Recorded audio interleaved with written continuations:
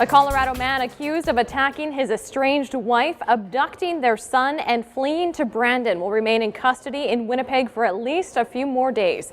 Monte Ray Turner agreed to remain behind bars at a detention hearing yesterday. Turner and his 3-year-old son Luke were found at a Brandon hotel on May 26th.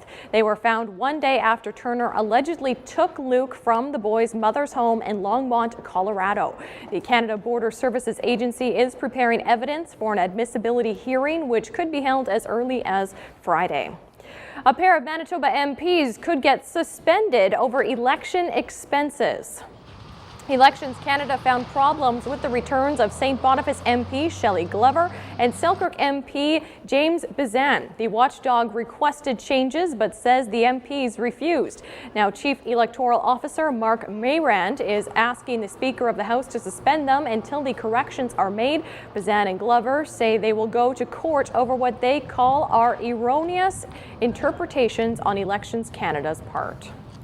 Homeowners in the province may soon have to find a new way of dealing with weeds on their lawn. The provincial government says it's planning to roll out a ban on the sale of cosmetic pesticides later this month. It still isn't clear exactly what the ban would restrict or when it would come into effect, but it would not include farming operations. Meanwhile, Landscape Manitoba has been mailing thousands of postcards to Manitobans this week, calling on residents to let Premier Greg Selinger know they oppose a pesticide ban. Landscape Manitoba is a trade association of people in the horticultural industry who support responsible pesticide use. The Conference Board of Canada says Winnipeg is just one of 5 Canadian cities that have positive expectations for housing starts in both the short term and the long term.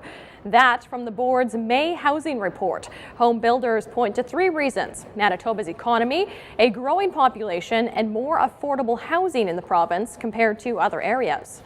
If you look at Vancouver, Calgary, Toronto, Montreal, very expensive cities to live in. As a matter of fact, the price of a new house in Winnipeg is approximately $60,000 less than a new house in Saskatoon. The Canada Mortgage and Housing Corporation says there were 555 single and multi-family starts in the Winnipeg area this April. That's up 111% from April of last year. The University of Manitoba is hoping to get more Aboriginal students involved in the sciences. As part of the Verna J. Kirkness Science Education Program, 18 students from Winnipeg, Saskatchewan, and northern Manitoba are at the U of M conducting research. The students spent the day examining soil from their home communities to see if it's suitable for plant life.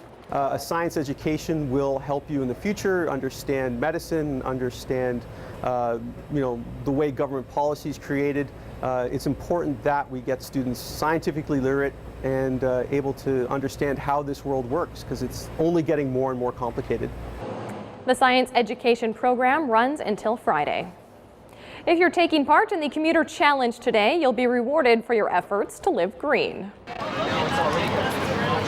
The Green Action Centre is giving commuters free coffee, juice, and a cinnamon bun at the corner of Osborne Street and Assiniboine Avenue as part of Clean Air Day. The event runs from 7 this morning until 9 o'clock this morning. The festivities are all part of Commuter Challenge Week, which runs until Saturday. The event challenges Manitobans to find green forms of commuting to work. More than 6,000 Manitobans took part in the event last year.